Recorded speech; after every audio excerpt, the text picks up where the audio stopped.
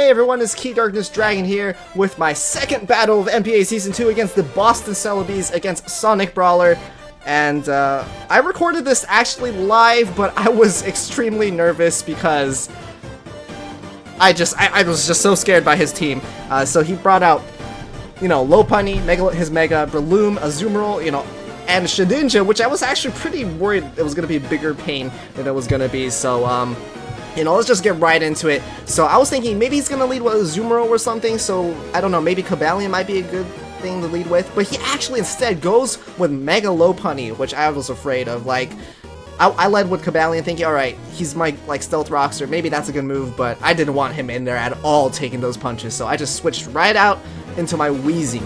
I can probably take any of his, power punches and all that, so, right off the bat, does the Mega, as per our rules, NPA rules, and, instead, he goes for the Fake Out, which I was not expecting, but I probably should have. That's a pretty good move to start off with. He gets the crit, and I was just like, oh man, that's already fun, but, it happens. So he starts going for those power punches, and for me, I thought, it was either going to be Toxic or Willow, but I thought, whatever he sends out, Will-O-Wisp is probably the safest option. I mean, he could have swapped down to Mawile or something and not taken any Toxic damage, or even been affected by the Toxic, that is, so I went straight for the Willow. And, I was just thinking, I'll probably start going for some, Sludge Bombs here. Or, even, Pain Splays, whatever, he has to throw at me. Kind of throw it right back at him, but he instead goes for the Protect. And I'm pretty sure this turn is where I start throwing out the Sludge Bombs.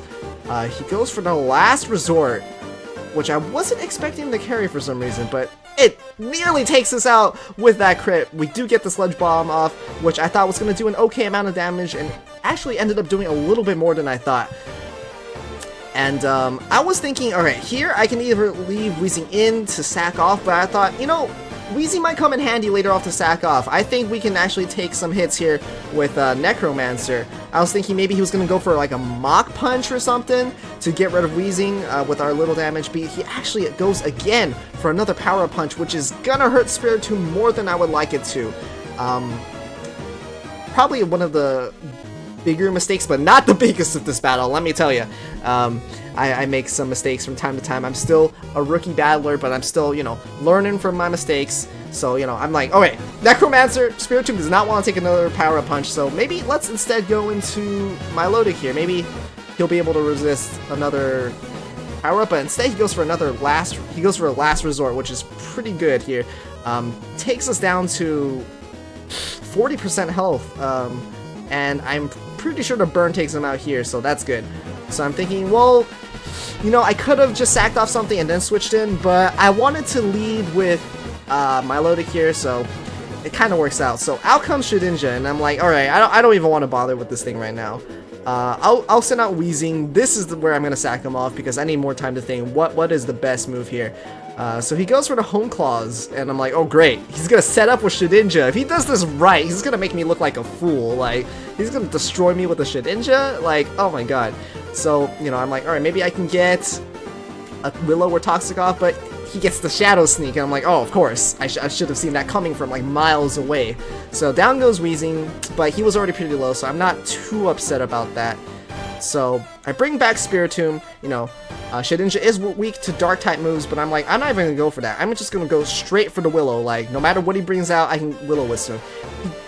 He gets the X-Scissor, nearly takes down Spiritomb in the process, but I get the Willow off, thankfully, and, we get our little bit of health back with the leftovers, but Burn will take down the Shedinja, so, thankfully, I don't have to deal with it for much longer. It did a lot of damage, and, shouldn't have let him do that, but alright, so out comes Azumarill, and I'm like, alright, Spiritomb's a goner, I'll just sack him off here. He's gonna outspeed me. I was going for the foul play, but Aqua Jet obviously is gonna take priority here, so out comes my Sceptile. I'm like, alright, this thing is probably, maybe I'm gonna get a Giga Drain off, but he's just gonna swap out. He's like, no, I'm not having any of that. So out comes Mawile, and I'm like, oh great, the Fairy type against my part Dragon type now that I'm Mega. I was thinking of Dragon Pulse, but I just went for the straight Giga Drain. And I don't know why at the time, I remember distinctly thinking afterwards, why would I even think about Dragon Pulsing the Azumarill. It's a fairy type, right? But, you know, my thought process went all over the place for this battle because I'm nervous. And I'm still nervous right now. I'm, like, recording this right after a battle, and I'm still, like, charged up, you know? So, I swap back into Cobalion, expecting the Ice Punch, and that was one call that I made correctly here. He doesn't get a freeze, fortunately, and I'm thinking, alright, I can probably just Stealth Rocks here safely because I think he's going to swap out. He doesn't want to take like a Volt Switch or like any sort of like fighting move.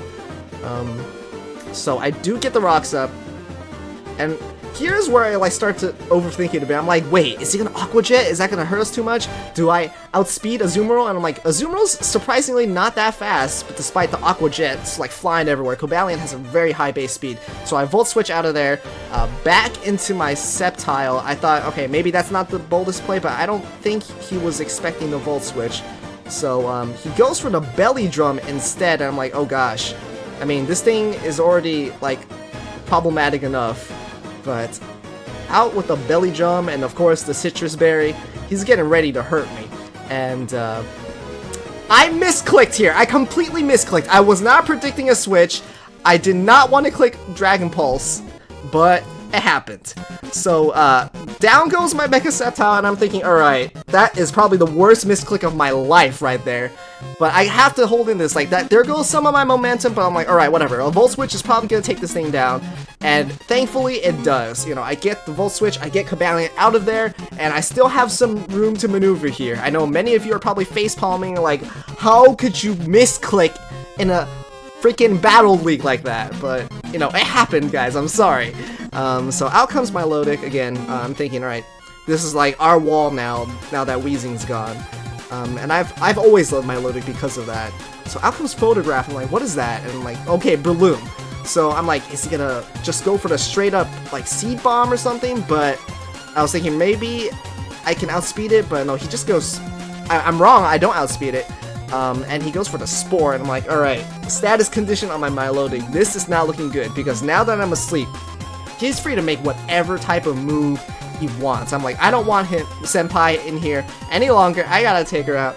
And just, maybe Simisear can withstand some of these, Bullet Seeds, and he doesn't.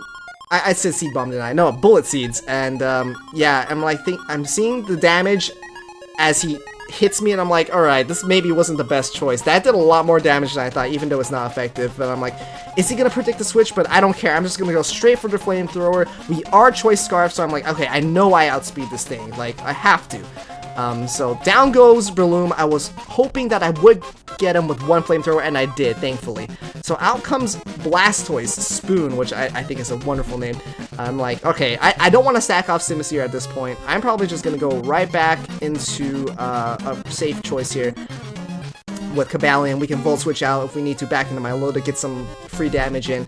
He goes for the Scald. It's not going to hurt us too badly. But he does get the burn, and that's where I'm like, okay, we definitely need to get Cobalion out of here, like, this instant. And, I don't want Cobalion to go down now. I mean, he is a very important part of my team, so I Volt Switch out.